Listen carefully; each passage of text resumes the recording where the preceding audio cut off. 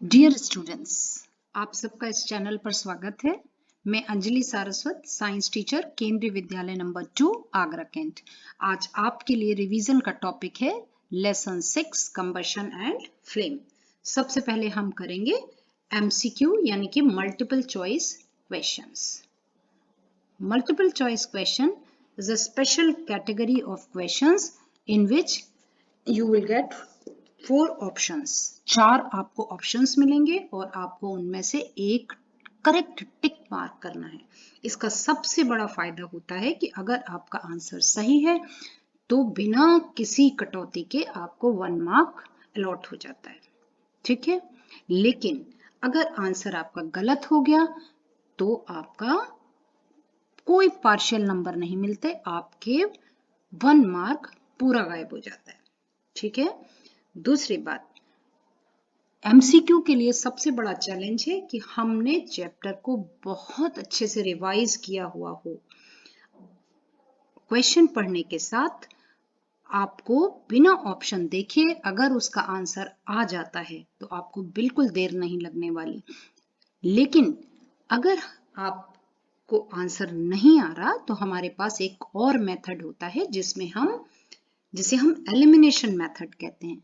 कुछ क्वेश्चन ऐसे आएंगे जिसको हम एलिमिनेशन मेथड से भी सॉल्व करेंगे, जहां पर हम जो ऑप्शन बिल्कुल नहीं है, जिसके लिए हमें बिल्कुल पता है कि ये करेक्ट आंसर हो नहीं सकता, उसको हम कैंसिल करते जाएंगे और लास्ट में जो ऑप्शन बचेगा ऑब्वियसली वो करेक्ट आंसर हो सकता है अगर हमने सही से उस क्वेश्चन को समझा है।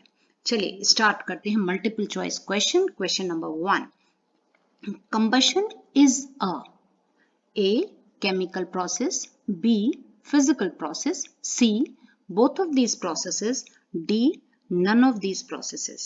आपको मालूम है combustion means it's a burning, जहां कोई भी फ्यूल ऑक्सीजन के साथ कंबाइन करती है और न्यू सब्सटेंस बनाती है, और जहां भी न्यू सब्सटेंस बनता है तो वो कौन सा रिएक्शन कहलाता है या कौन सा चेंज कहलाता है, वो कहलाता है केमिकल process।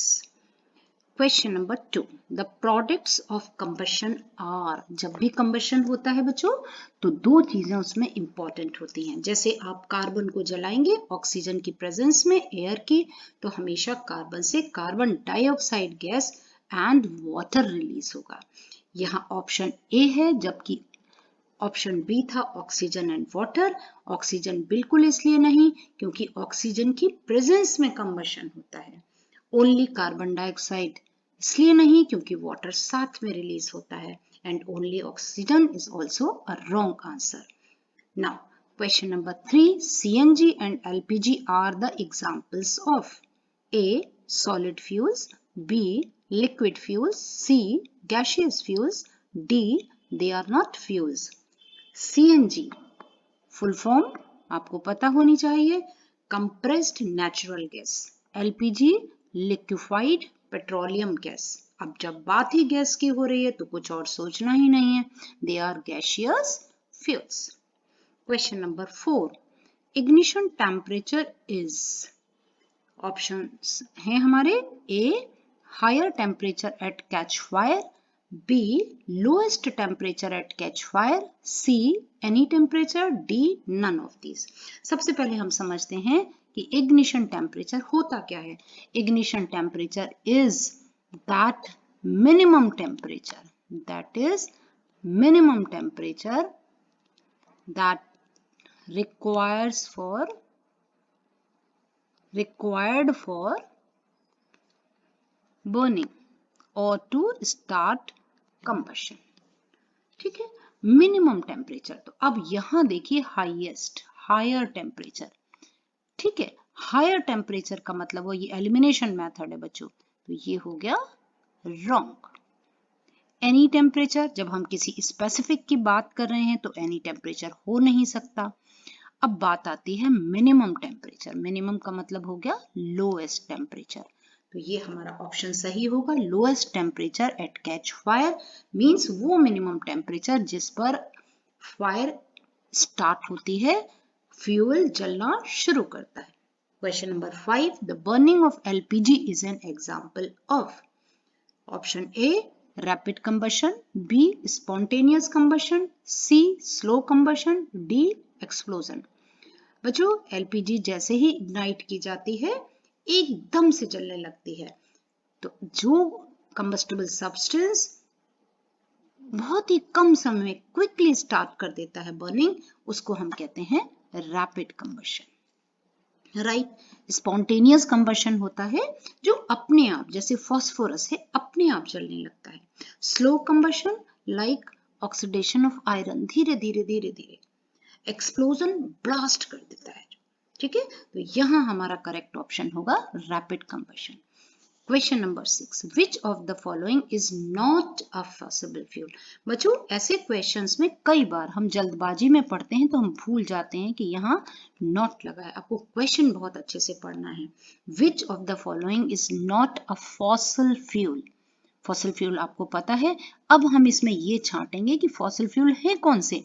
कोल फॉसिल फ्यूल है, ऑप्शन बी पेट्रोलियम, ये भी फॉसिल फ्यूल है, ऑप्शन सी नेचुरल गैस, ये भी फॉसिल फ्यूल है, ऑप्शन डी वाटर गैस, ये फॉसिल फ्यूल नहीं है।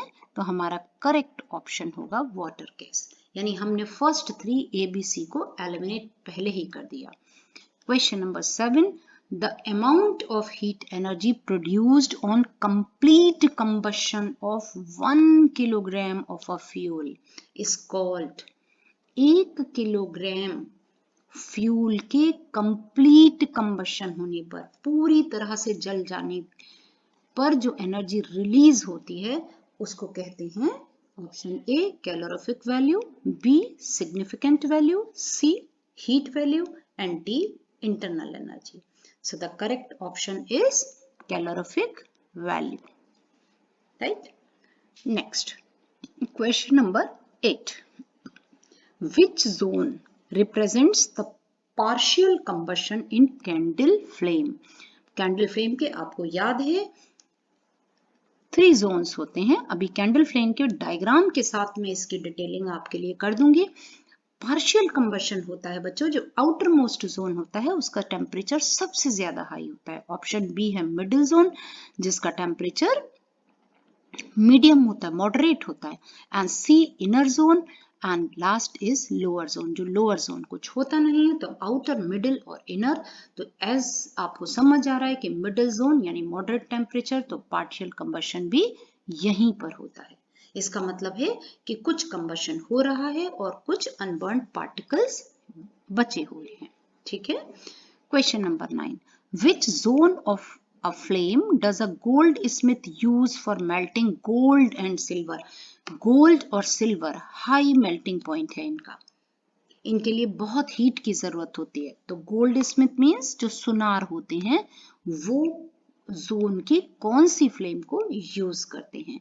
अब अगर आपको ये बात पता है कि outer most zone has the highest temperature, सबसे ज्यादा टेम्परेचर आउटर मोस्ट जोन का होता है, और गोल्ड और सिल्वर को मेल्ट करने के लिए हाई टेम्परेचर चाहिए, तो आपको अपना ऑप्शन बहुत आसानी से मिल जाएगा। Option A lower zone, B middle zone, C inner zone, D outer zone. Highest temperature outer zone. ठीक है, question 10, acid rain contains mainly. Acid rain में कौन सी गैसेस प्रेजेंट होती हैं? एसिड रेन क्या है? जब नीचे से स्मोक जाता है फैक्ट्री से, व्हीकल से, तो उसमें बहुत सारी गैसेस रिलीज होती हैं, हार्मफुल गैसेस रिलीज होती हैं, और जब बारिश का पानी आता है तो उसके साथ डिसॉल्व हो जाती हैं और वापस से वो रेन के साथ हम तक अर्थ पर, सरफेस पर, क्रॉस पर, इवन ह्यूमन बॉडी पर भी वो फॉल करती हैं अगर हम शुरू के शावर्स में, रेन शावर्स में अगर बाहर हैं तो। ठीक है, तो एसिड रेन के अंदर जो गैसेस होती हैं वो कौन सी होती हैं वो देख लेते हैं। Option A oxygen and nitrogen gas, option B fluorine and chlorine gas, option C magnesium oxide, option D nitrogen oxide and sulphur dioxide. अभी मैंने आपको बताया कि जो पॉल्यूटेंट्स निकलते हैं उसमें नाइट्रोजन और सल्फर के कंपाउंड्स गैसेस होती हैं, इसलिए हमारा जो करेक्ट ऑप्शन होगा वो होगा nitrogen oxide and sulphur dioxide. अभी इसको हम डिटेल में यहाँ पढ़ने वाले हैं, एसिड रेन। एसिड रेन क्या है पहले इसको हम समझ लेते हैं। जितना एयर पॉल्यूशन है, जो पॉल्यूटेंट्स हैं, अभी आपने ऊपर देखा कि नाइट्रोजन ऑक्साइड और सल्फर ऑक्साइड के मेनली पॉल्यूटेंट्स एयर में होते हैं, ठीक है। और जब बारिश होती है तो वो बारिश में के पानी में डिसॉल्व होकर सल्फ्यूरिक एसिड और नाइट्रिक एसिड बनाते हैं, और वही एसिड जब नीचे आता है बारिश के साथ तो उसको हम कहते हैं एसिड रेन। अब समझ लेते हैं, rainfall made so acidic, acid आ गया उसके अंदर तो एसिडिक हो गई वो rainfall. Atmospheric pollution that it causes environmental harm, environment को बहुत नुकसान पहुंचाती है, स्पेशली फॉरेस्ट को और लेक्स को। आपने ये घर में आपको अक्सर इंस्ट्रक्शंस मिलते होंगे, जब पहली पहली बारिश होती है तो आपके ग्रैंड पेरेंट्स आपको बारिश में बाहर खेलने से मना करते हैं। क्यों? क्योंकि उस पानी में एसिड है, that is acidic rain, right? So the main cause is the industrial burning of coal and other fossil fuels.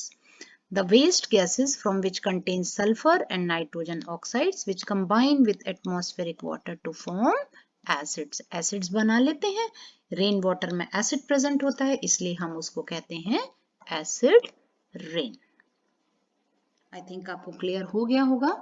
अगला डेफिनेशन हम लेते हैं डिफॉरेस्टेशन। बच्चों डी जब वर्ड लग गया तो नेगेटिव सेंस में हो गया। फॉरेस्टेशन मीन्स प्लांटेशन, हम प्लांट्स जंगल बसा रहे हैं, लेकिन डिफॉरेस्टेशन मीन्स जंगल काट रहे हैं, हम उस एरिया को, लैंड को खाली कर रहे हैं by deforesting the forest, by cutting the forest, बिना कुछ सोचे समझे, without having a concept of ecological balance.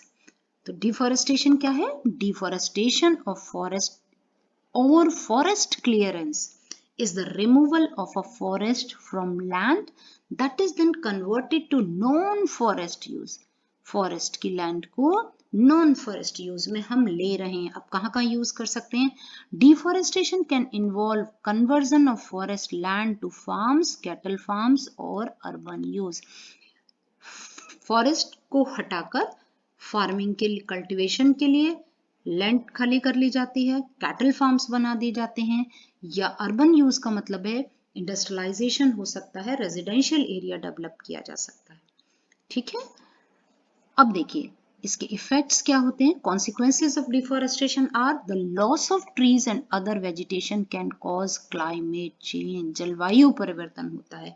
आप देख रहे हो आजकल कभी भी गर्मी के दिनों में बहुत ज्यादा गर्मी पड़ने लगी है, और जो हमारा रेन पैटर्न है वो भी बहुत डिफरेंट हो गया है पहले से।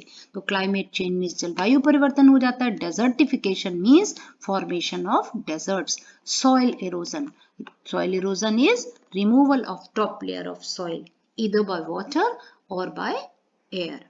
देखिए जो प्लांट्स की रूट्स हैं वो बहुत टाइटली सॉइल पार्टिकल्स को होल्ड करके रखते हैं। जब हम पेड़ काट देते हैं, अपरूटेड कर देते हैं, तो सॉइल लूज हो जाती है, मिट्टी जरा सा भी हवा चलती है या पानी बहता है, बारिश आती है, तो वो सब मिट्टी ऊपर की जो फर्टाइल टॉप लेयर है वो वहां से बहकर या उड़कर चली जाती है। जब टॉप लेयर, अच्छी वाली लेयर सॉइल हट जाएगी तो क्रॉप्स कम हो जाएंगी, फ्लड आने लगेंगी क्योंकि लैंडस्लाइड्स भी हो रहे हैं और पानी भी बह रहा है। पानी को रोकने वाला, सीपेज करने वाला, परकोलेट करने वाला फॉरेस्ट सॉइल रूट्स है ही नहीं।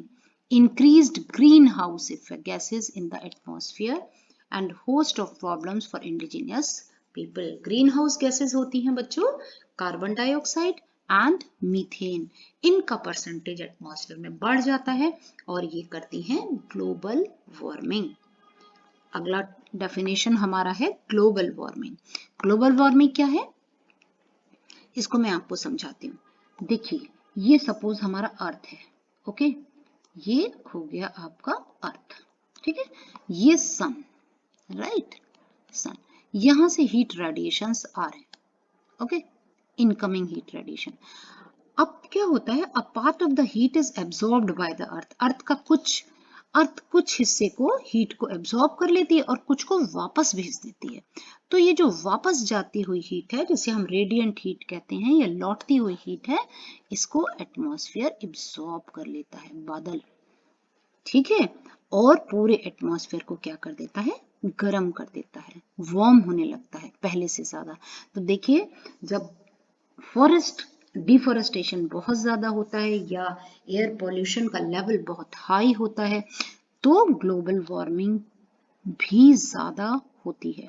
और ग्लोबल वार्मिंग का इम्पैक्ट क्या होगा कि जब टेम्परेचर बढ़ने लगेगा तो जो हमारे ग्लेशियर्स हैं वो मेल्ट होने लगेंगे और फ्लडेड हो जाएंगे एरियाज।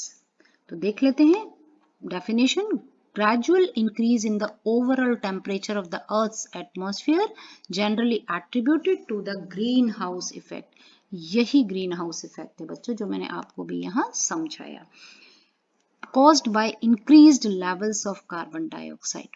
CFCs, कार्बन डाइऑक्साइड का परसेंटेज बढ़ जाता है। CFCs कहते हैं क्लोरोफ्लोरोकार्बन्स एंड अदर पॉल्यूटेंट्स। ये सब हेल्प करते हैं, ऐड करते हैं ग्लोबल वार्मिंग को, यानी एटमॉस्फेयर का टेम्परेचर बढ़ाने को। कॉन्सिक्वेंसेस क्या होते हैं? Global warming stresses ecosystem through temperature rise. मैंने आपको बताया टेम्परेचर बढ़ता है, वाटर शॉर्टेज हो जाती है, इंक्रीज फायर थ्रेट्स, गर्मी बढ़ती है तो फॉरेस्ट फायर इंसिडेंट्स बहुत बढ़ जाते हैं, ड्रॉट सूखा पड़ जाता है क्योंकि पानी क्या होता है, नीचे जमीन में जाता नहीं है, परकुलेट नहीं होता। Weed and paste invasion, weed और पेस्ट का भी अटैक ज्यादा होने लगता है। नाउ चिल्ड्रन, हमारे पास एक और कैटेगरी है क्वेश्चंस की, केस स्टडी बेस्ड क्वेश्चन, जो बहुत इंपॉर्टेंट है। ये आपके किसी भी पर्टिकुलर टॉपिक पर एक पैराग्राफ बेस्ड क्वेश्चन है। केस स्टडी क्या है, पहले इसको समझिए। It is just like a situation. आपको एक सिचुएशन दिया हुआ है और उस पर बेस्ड कुछ क्वेश्चंस हैं। क्वेश्चंस डायरेक्टली उस सिचुएशन से आपको कनेक्ट करने हैं। कोई आपको डायरेक्ट आंसर भी उस पैराग्राफ में मिल सकता है और इनडायरेक्टली भी आपसे आंसर पूछा जा सकता है। देखते हैं क्या है यहाँ case study. Kavya prepared carbon dioxide gas by adding half teaspoon of baking soda, sodium hydrogen carbonate in a test tube filled 1/3 with vinegar. एक स्टूडेंट है काव्या, वो कार्बन डाइऑक्साइड उसने प्रिपेयर किया। क्या क्या लिया उसने? Half tea spoon baking soda लिया। बेकिंग सोडा को कहते हैं sodium hydrogen carbonate, chemical name है इसका। एक टेस्ट ट्यूब में लिया और उस टेस्ट ट्यूब में 1/3 हमने विनेगर डाल दिया।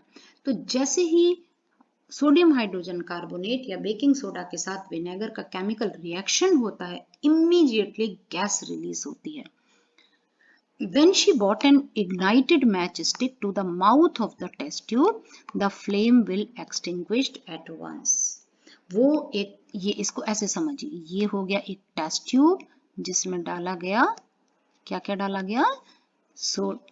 बेकिंग सोडा और विनेगर। ठीक है, बेकिंग सोडा डाला, विनेगर डाला और यहां पर एक माचिस की तीली जलती हुई, ठीक है, लाई गई। तो जैसे ही इग्नाइटेड थी ये तो, लेकिन जैसे ही लाया गया वैसे ही यहाँ पर गैस के फ्यूम्स थे और एकदम से जलना बंद कर दिया। ये हमारी सिचुएशन है। अब इस सिचुएशन पर देखते हैं क्वेश्चंस क्या हैं। ये क्वेश्चन यहाँ मैं आपके सामने रखती हूँ। पहला क्वेश्चन है, the flame will be extinguish at once due to the presence of. मैंने आपको बताया कि वहां एक गैस रिलीज होगी, ठीक है। फ्लेम जलना बंद क्यों हो गई, किसकी वजह से हुई? Baking soda. बेकिंग सोडा तो ऑलरेडी हमने डाला है। विनेगर, क्या विनेगर की वजह से? वाटर इन विनेगर, विनेगर में पानी था इसलिए। यह कार्बन डाइऑक्साइड गैस, मैंने आपको बताया गैस रिलीज होगी तो वो गैस है हमारी कार्बन डाइऑक्साइड। और कार्बन डाइऑक्साइड का नेचर होता है आग को बुझाना। कार्बन डाइऑक्साइड एक्सटिंग्विशेस फायर, ये एक इसका स्पेशल फीचर है, आइडेंटिफिकेशन भी है, ठीक है। जो कार्बन डाइऑक्साइड की प्रेजेंस को बताता है। अगला क्वेश्चन ले लेते हैं। इफ अ पर्सन्स क्लोथ्स, ये यहाँ पर मैं एपोस्ट्रोफी एस लगा देती हूँ।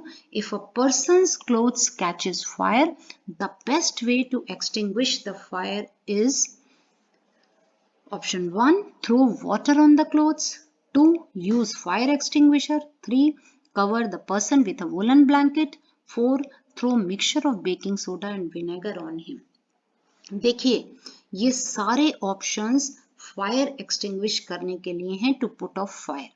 पानी डाल सकते हैं, हम फायर एक्सटिंग्विशर यूज कर सकते हैं, या हम एक वुलन ब्लैंकेट से किसी चीज को कवर सकते हैं, जलती हुई चीज को, या बेकिंग सोडा और विनेगर, अभी अभी आपने उसमें पढ़ा कि उसका कॉम्बिनेशन भी आग बुझा देता है। लेकिन यहाँ जो हमारा बेस्ट ऑप्शन होगा कि अगर किसी पर्सन के कपड़ों में आग लग गई है तो हम उसको वूलन ब्लैंकेट से कवर करेंगे। और आपको पता है कि जो वूलन ब्लैंकेट है it acts like an insulator, और कंबशन बंद हो जाए, बर्निंग बंद हो जाए, उसके लिए कंडीशन है कि जो ऑक्सीजन है, फ्रेश एयर की सप्लाई आपको रोकनी है। So blanket cut off the supply of fresh air और oxygen. So option 3 is the best option in this situation. Question number 3. On placing an inverted tumbler over a burning candle, the flame extinguishes after some time. This is because of non-availability of. इस situation को मैं आपको ऐसे समझाती हूँ। देखिए ये एक कैंडल है, ओके, ठीक है, टेबल पर रखा हुआ एक कैंडल, ठीक है, और ये जल रहा है। इसके ऊपर हमने क्या रख दिया, एक इन्वर्टेड ग्लास रख दिया, टम्बलर रख दिया, ठीक है। जब हम इसको कवर कर देते हैं तो कुछ देर बाद आप क्या देखते हैं कि जो कैंडल थी उसने जलना बंद कर दिया, और इस तरीके से ये फ्लिकरिंग आपको दिखाई दे जाती है और ये धुआं देती है और बंद हो जाती है। तो यहाँ क्वेश्चन है कि जब हम ऐसा करते हैं तो किसकी अवेलेबिलिटी खत्म हो जाती है, नॉन अवेलेबिलिटी ऑफ।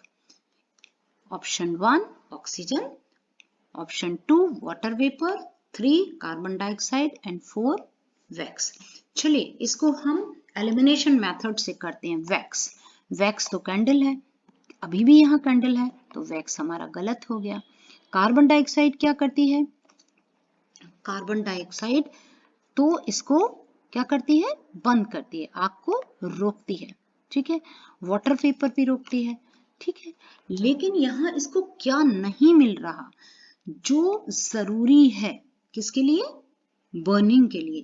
तो बर्निंग के लिए जरूरी है, ये सब चीजें जरूरी नहीं है, ये भी रॉन्ग हो गया, ये भी रॉन्ग हो गया, और जरूरी होता है ऑक्सीजन, जिसकी अवेलेबिलिटी खत्म हो जाती है। जब तक ऑक्सीजन अंदर रहता है ये जलती रहती है और उसके बाद ये बंद हो जाती है। अगला क्वेश्चन ले लेते हैं। Question 4, choose the correct statement about inflammable substances. ध्यान दीजिए, inflammable substances from the following. Number 1, low ignition temperature and can catch fire easily. Number 2, high ignition temperature and can catch fire easily. Number 3, low ignition temperature and can catch fire easily. Number 4, high ignition temperature and cannot catch fire easily. देखिए अब यहाँ बहुत important बात समझिए, correct statement about inflammable substance जो जलता है उसके लिए क्या जरूरी है, क्या जरूरी है, वो कैसे जलेगा, आसानी से कैसे जलेगा, जब उसका इग्निशन टेम्परेचर कम हो, लो इग्निशन टेम्परेचर हो, और वो आसानी से फायर कैच कर ले, जलने लगे आसानी से। तो जब हम लो इग्निशन टेम्परेचर की बात कर रहे हैं तो हमारे जो ऑप्शंस हाई इग्निशन टेम्परेचर के हैं उसको हम काट देते हैं, वो तो वैसे ही एलिमिनेट हो गए। अब देखिए हम लो इग्निशन के हमारे पास ऑप्शन 1 और ऑप्शन 3 है, लेकिन क्या कर रहा है, अगर हम 3 को देखें, low ignition temperature and can catch fire easily, और 1 में है low ignition temperature and can not catch fire easily. Fire catch करना है तभी तो जलेगा, inflammable means that can burn easily. तो ये भी ऑप्शन हमारा हो गया रॉन्ग, और हमारा करेक्ट आंसर हुआ low ignition temperature and can catch fire easily. अब हमारा एक लास्ट क्वेश्चन आ रहा है जो बड़ा ही इंपॉर्टेंट है। Make a label diagram of a candle flame. Okay, देखिए इजी डायग्राम बनाना मैं बता रही हूं आपको, और उसका लेबल करने का तरीका भी। ओके, देखिए मैंने यहाँ एक कैंडल बनाया, सिंपल सा कैंडल बना लेते हैं। थोड़ा सा इसमें वैक्स मेल्ट हो रहा है, उसको दिखा देते हैं। यहाँ हम क्या बनाएंगे, एक जो इसके अंदर थ्रेड होता है, ठीक है, ये इनर मोस्ट पार्ट हो गया। इसके बाद जो ब्लैक होता है, इसके बाद आपका पार्ट होता है येलो, तो ये हमारी हो गई येलो फ्लेम, और आउटर मोस्ट पार्ट होता है ब्लू, ये हो गया इसका आउटर मोस्ट पार्ट। हालांकि मैंने बहुत बड़ा बनाया है, आउटर मोस्ट पार्ट विजिबल नहीं होता है, ब्लूइश होता है, जो बहुत ही कम दिखाई देता है। अब हम इसकी लेबलिंग करेंगे, ठीक है। सबसे पहले हम किससे करेंगे, ब्लू पार्ट से। लेबलिंग का भी बच्चों एक तरीका है, आप लेफ्ट और राइट दोनों ओर कर सकते हैं, लेकिन इक्वल डिस्टेंस पर करेंगे, ठीक है। ये हो गया कैंडल फ्लेम का ब्लू पार्ट, जो हॉटेस्ट है, इसको हम कहेंगे आउटर मोस्ट जोन। कौन सा जोन, आउटर मोस्ट जोन। आप पेपर पर लिखेंगे तो आप ज्यादा अच्छे से लिख पाएंगे।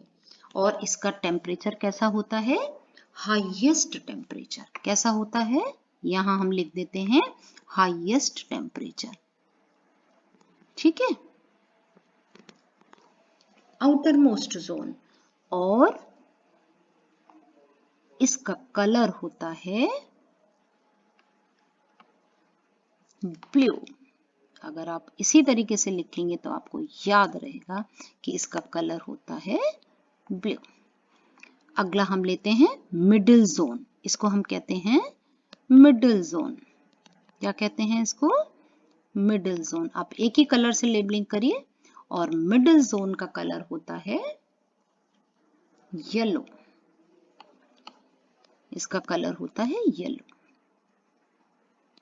ठीक।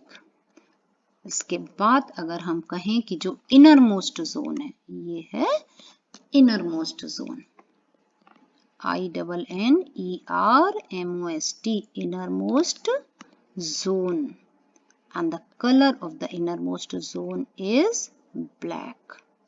अब समझते हैं इनकी कलर कोडिंग का क्या मतलब है। ब्लैक कलर शोज, आप लिख सकते हैं यहाँ पर नो कंबशन, यहाँ पर कंबशन नहीं हो रहा है। Innermost zone of no combustion, of no combustion, ठीक है, ऐड कर सकते हैं। मिडिल जोन येलो है, तो यहाँ कैसा होता है, पार्शियल कंबशन। यहाँ मेरे पास जगह कम है, आप लिख सकते हैं partial combustion. And outer most zone, यहाँ होता है कंप्लीट कंबशन।